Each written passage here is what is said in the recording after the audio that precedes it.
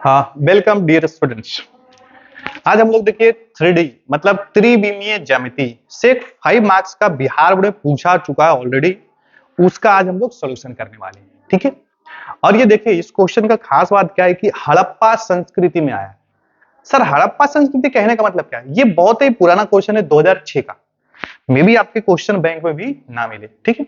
तो अगर अपने एग्जाम में अरियर टाइप क्वेश्चन सेट कर रहे मतलब थोड़ा सा टफ लेवल का, तो ऐसे क्वेश्चंस के आने की पॉसिबिलिटी है।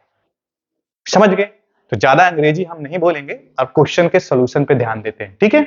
चलिए, वैसे भी अपना टाइम मतलब फालतू की बातों में नहीं करना है। देखो ऐसा, अब सवाल को पढ़ते पहले पहले तो हम सवाल समझ लेते हैं। बोलता है find the equation of plane, मतलब एक प्लेन का हमें इक्वेशन निकालना है जो इस पॉइंट से क्या कर रहा है, पास कर रहा है, एंड परपेंडिकुलर है। मतलब समझ रहे ना, परपेंडिकुलर किसके भाई?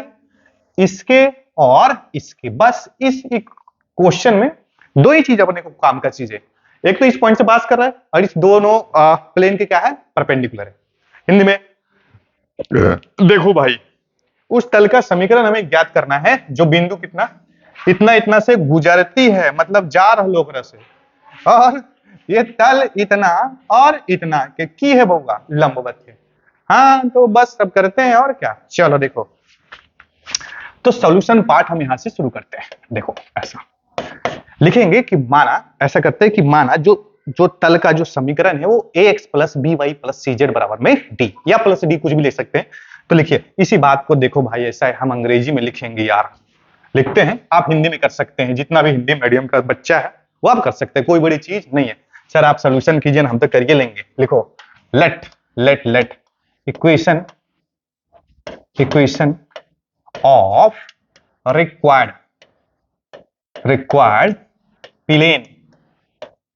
plane is ax plus B Y plus C Z plus D बराबर में 0, ठीक है। चाहे तो डी आप राइट साइड में मान सकते हैं, कोई फर्क पड़ने वाला नहीं, सेम आंसर आएगा। ओके सर, बहुत बढ़िया। तो इसी चीज को आप हिंदी में नहीं लिख सकते हैं। हाँ sir, I am going to teach me अंग्रेजी, फटाफट अंग्रेजी बोलते हैं, कोई दिक्कत वाली बात नहीं है। तो लिखने में भी हमें कोई समस्या नहीं होना चाहिए। चलो ठीक है भाई। तो ऐसा करते हैं, ऐसा और ऐसा। ये अंग्रेजी बहुत ही आसान बात है, हम अंग्रेजी से हिंदी करना जानते हैं सर। अच्छा ठीक है, ये लो सर, यही वो प्लेन है जो एक बिंदु से पास कर रहा है और उसका नियामक 1,1,1। अच्छा, हमने आपको एक चीज सिखाया था बचपन में कि दुनिया का कोई सा भी प्लेन हो, ऐसा हो नहीं सकता कि उसके में नॉर्मल ना हो। हाँ तो नॉर्मल है, लीजिए ये लीजिए नॉर्मल। देखो ऐसा, हमने आपको एक चीज और भी सिखाया था कि इस नॉर्मल का जो डायरेक्शन रेशियो होगा वो क्या देगा, इस एक्स बाई जेड का गुणांक। किसी भी प्लेन के इक्वेशन जो जनरल है उसमें एक्स बाई जेड का जो कोफिशिएंट्स है, इस डायरेक्शन रेशियो, इस नॉर्मल का क्या देगा, डायरेक्शन रेशियो। यानी कि क्या दोस्त, डीआरएस। ओके, तो इसका जो डीआरएस है होगा, ये कितना है, ए कॉमा बी कॉमा सी, ठीक है। द्विक अनुपात बोलते हैं, ठीक है इसको। बाकी तो समझ रहे हैं, हिंदी सब पता है सर। अच्छा, अब हमारा टारगेट क्या है कि सर यही हमारा इक्वेशन, इसको हम इक्वेशन फर्स्ट करते थे। देखना, इसको हम इक्वेशन फर्स्ट मान लेते हैं, इक्वेशन फर्स्ट। तो इक्वेशन निकलेगा कैसे, मान लेते थोड़ी निकलेगा, कैसे निकलेगा, हमें A B C and D की वैल्यू निकालनी पड़ेगी। तो ए बी सी डी का वैल्यू कैसे निकालने, उसके लिए सवाल में देखो जुगाड़ दिया है। पहला बात उसने बोला कि ये जो प्लेन है इस बिंदु से पास कर रहा है, मतलब ये बिंदु इस प्लेन में ही है। बात समझ में आए? इसका मतलब क्या है कि ये प्लेन जो यानी तल इस बिंदु को सटिस्फाई करेगा, सतीश नहीं सटिस्फाई करेगा। बात समझ में आया? बोले तो हिंदी में संतुष्ट करेंगी, लिखते हैं ऐसा, since point 1,1,1 lies, oh my god एक छूट गया रे, 1,1,1 lies in plane, so it will satisfy the equation of given तल प्लेन। दिए गए तल के समीकरण को ये क्या कर देगा, सेटिस्फाई करेगा।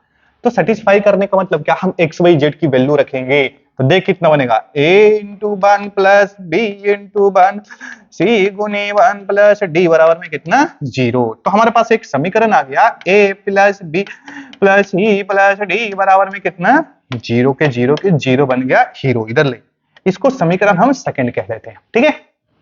अब मुद्दे की बात यह है कि सर अगर हमसे को ए बी सी और डी की वैल्यू पता होगा तभी इस प्लेन के इक्वेशन को हम लिख सकते हैं, तभी हमारा आंसर आएगा। तो अब हमारा नेक्स्ट टारगेट क्या है कि ए बी सी डी को निकालने के सोच विचार करें। सर वो कैसे निकालें, वो निकालने की सवाल में और कुछ कुछ जुगाड़ दे ले, सारी चीजों को यूज करना पड़ेगा। उसने और बात बोला, वही जाकर छुकड़ुम नहीं हुआ है, ये थोड़ी बोला कि 1 1, ये तो बात बोला है, साथ ही साथ बोला है कि ये जो तल है, ये जो प्लेन है, दो और प्लेन के क्या है भाई, परपेंडिकुलर है, ठीक है।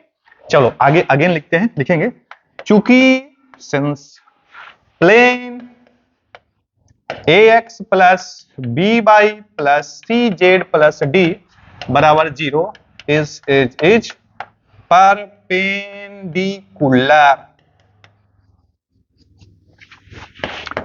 To the plane. कौन से प्लेन के परपेंडिकुलर है भाई, देखो ऐसा, इस प्लेन के परपेंडिकुलर हम उस प्लेन के इक्वेशन को लिखते हैं x minus two Y plus Z बराबर 2, x minus two Y plus Z, x minus two Y plus Z और बराबर में कितना 2।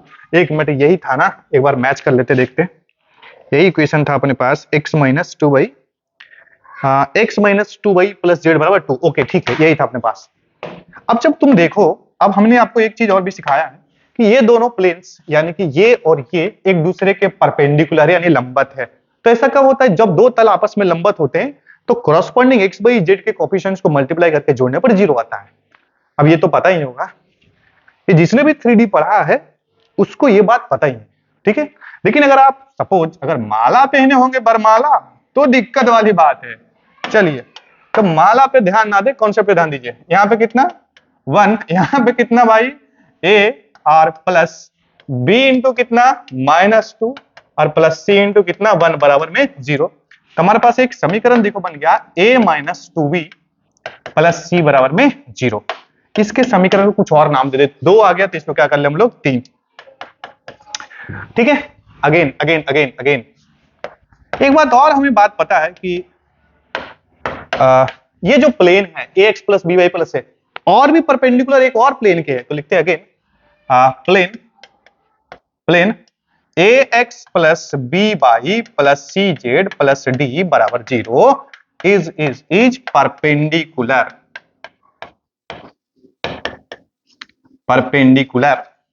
To plane. कौन से प्लेन के परपेंडिकुलर है भाई, उस प्लेन की बात करते हैं। देखो यहीं से देख लेते हैं क्योंकि इसको ऊपर नीचे करेंगे, छोटा करना पड़ेगा। ये प्लेन के जो परपेंडिकुलर दिया है, इसमें दिया है 4x प्लस 3y माइनस में z प्लस 1 बराबर 0, माइनस में z प्लस 1 बराबर 0, ये दिया अपने को, ठीक है। अब सेम चीजें यहां भी है कि इसके परपेंडिकुलर है, परपेंडिकुलर होने का मतलब क्या, अगेन कॉरस्पॉन्डिंग एलिमेंट्स को मल्टीप्लाई करके जोड़ने पर 0 आएगा। सर हिंदी बोलिए सर, नहीं लगता है, ठीक है, ऐसा कोई बात नहीं, सब बच्चा होशियार है। 4 इंटू ए और प्लस में कितना 3 इंटू बी और प्लस प्लस प्लस, बोलो यहाँ पे इसका जेड का गुणांक सी है, जेड का गुणांक कितना होगा -1 और ये कितनी वैल्यू हो जाएगी देखना है 0। तो यहां से क्या आएगा वैल्यू, देखो 4a प्लस 3b माइनस में c बराबर में 0।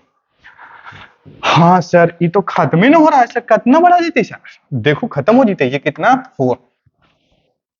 अब हमारा टारगेट क्या है बच्चा, बोलो ए बी सी की वैल्यू निकालना। देखो इसमें इस सवाल का खास बात क्या है कि ये हमारे पास एक कॉन्सेप्चुअल सवाल हो जाता है, क्योंकि यहाँ पे देखिए 2 इक्वेशन, इसमें एक और एक्स्ट्रा बेसिक कॉन्सेप्ट यूज करना पड़ेगा जो हमने क्लास में ऑलरेडी डिस्कस करा है, कोई बड़ी चीज नहीं है।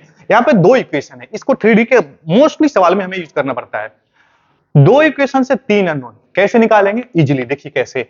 हम सबसे पहले दोनों इक्वेशंस को लिख लेते हैं, देखिए अलग से। यहाँ पे हमारे पास है a माइनस में कितना होगा, बोलो a minus 2b plus c बराबर में 0। दूसरा समीकरण क्या है 4a plus 3b minus c बराबर में कितना 0, है ना, ऐसा। अब इसको कैसे सोल्व करें, इसको सोल्व करने के लिए सीधे सीधे करते हैं हम कि b के कोएफिशिएंट को लिखना शुरू करते हैं। तो यहाँ पे है हमारे पास -2 और यहाँ पे 3, यहाँ पे 1 और यहाँ पे -1। फिर यहाँ से स्टार्ट करते हैं a का। जैसे यहाँ से चलेंगे पहले यहाँ और घूम के फिर वापस ऐसे आते हैं, तो यहाँ पे फिर a का गुणांक कितना है 1 और a का गुणांक कितना है 4 और ये कितना -2 जहां से चले और यहाँ पे कितना 3। अगर देखिए अगर 3D के सवाल को अगर सोल्व किए हैं तो ऐसा कई क्वेश्चंस में करना पड़ता है और बिहार में कई ऐसा क्वेश्चंस आया जिसमें ये बार बार करना पड़ता है अपने को, तो आपको पता ही होगा ये सारी चीजें A और B और ये C यहाँ पे लिख लेंगे। उसके बाद नेक्स्ट काम क्या करते हैं बोलो, उसके बाद हमारा काम होता है कि इसमें इसमें इसमें इसमें इसमें और इसमें ऐसा कर लेते हैं। देखो क्या करेंगे, देखना इधर यहाँ पे हम लिख लेते हैं A और अपॉन में कितना मल्टीप्लाई करेंगे, तो 2 इंटू ए प्लस हो जाएगा 2, उसके बाद माइनस करके लिखते हैं -3 इंटू 1। एक में हम आपको लिख देते हैं, देखिए बाकी सब में शॉर्टकट यूज कर लेंगे। -2 गुने कितना -1, फिर बीच में माइनस साइन का ही देते हैं और 3 इंटू, जैसे आप डिटरमिनेंट में एक्सपेंशन करते हैं ना 2/2 को, सेम चीज वैसे ही है। और यहाँ पे कितना b और यहाँ पे इसको गुणा करेंगे तो 4 हो जाएगा और इसको गुणा करेंगे तो माइनस में है ना भैया, तो ये माइनस माइनस क्या हो जाएगा अल्टीमेटली प्लस, और अपन में c और ये 3 गुने तो 3 ही होगा ना, और 4 दूनी 8 माइनस में लेकिन प्लस में हो जाएगा 8। समझ में आया है? तो हमारे पास देखो ए वाई देखना यहाँ पे क्या आएगा, ये तो देखो ये प्लस हो जाएगा ना 2, यहीं पे लिख लेते हैं ना 2 -1, तो ये तो डायरेक्ट अपने पास 2 होगा और 2 - 3 तो -1 आएगा और ये कितना b बाई कितना 5 और ये c बाई कितना 11। अब देखिए अगर ध्यान से ये एक मतलब रेशियो चल रहा है, ये अब सब आपस में एक बराबर है, तो अब ये सब बात है किसी के बराबर तो होगा ना, किसी के बराबर तो होगा ना भाई, तो अपने मन से उसको हम क्या कर लेते हैं के हमने माना, से मतलब कह दे लियो, ऐसे भाई से मतलब कहना। सर आई नो अंग्रेजी फटाफट, कोई दिक्कत नहीं सर, हमको बहुत बढ़िया जाता है क्योंकि टिशनी जाते हैं। देखो इधर, तो यहां से हमारे पास क्या लिखेगा, a बराबर कितना -k, b बराबर इसको क्रॉस मल्टीप्लाई करें, b बराबर कितना 5k और c बराबर कितना 11k। ठीक है, क्या आप हमको ये बताएंगे कि क्या abc की वैल्यू आ गई तो क्या हम प्लेन का इक्वेशन लिख सकते हैं? नो, हमें dv चाहिए। तो d चाहिए, वो कैसे मिलेगा? वो from equation first, again now यहां से लिखेंगे now from equation first. Equation first से अगर हम बात करें तो इक्वेशन फर्स्ट क्या था, देखिए आप a plus B plus C plus Z, sorry Shaktimaan plus D बराबर में कितना 0। तो a की वैल्यू यहां पर रख देते हैं -k, b की वैल्यू 5k, c की वैल्यू 11k और प्लस में d बराबर में कितना 0। यहां से अगर आप ध्यान से देखें तो 11 5 कितना हो गया 16 में से k गया तो कितना 15k प्लस d बराबर में 0। तो यहां से d की जो वैल्यू आएगी देखना कितना माइनस में 15k। चलो भाई, तो इस हिसाब से हमारे पास d भी आ चुका है और यहां से हमारे पास a है b है c। सर जो जो चाहिए सब मिल गया, ये तो बहुत खुशी का बात है। तो जो जो चाहिए सब मिल गया तो हम लिखेंगे हेंस नाउ फाइनल, अतः इक्वेशन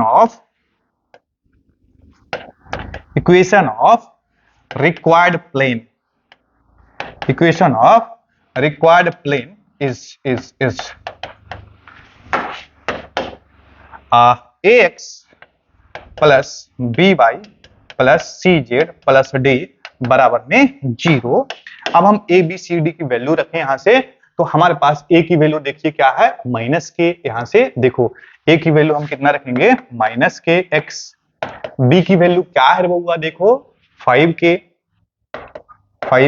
पाई और c की वैल्यू क्या है बच्चा देखो यहां से 11k z और d भी आ चुका है सर, d की वैल्यू आप रख देंगे माइनस में 15k और बराबर में 0।